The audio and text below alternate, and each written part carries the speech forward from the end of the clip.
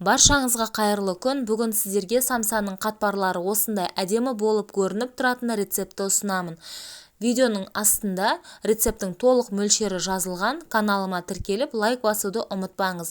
Ең алдымен жылы суға 1 шай қасық тұзды қосып, тұзы ерігенше араластырып, електен өткен ұнымызды қосып, қамыр иіліп, бетін жауып 30 минутқа тұндырып қоямыз.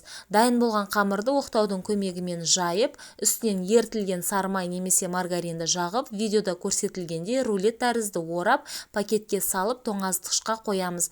Тартылған еттің үстінен қойдың құйрық майы, пияз, бұрыш, зира, тұз салып, араластырып дайындап қоямыз. Қамырымызды осындай бөліктерге бөліп, оқтаудың көмегімен жаятын боламыз.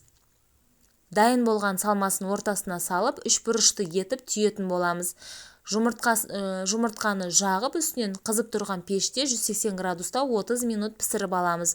Самсаларымыз өте дәмді және тойымды болып шығады. Міндетті түрде жасап көріңіздер. Барлықтарыңызға ас болсын.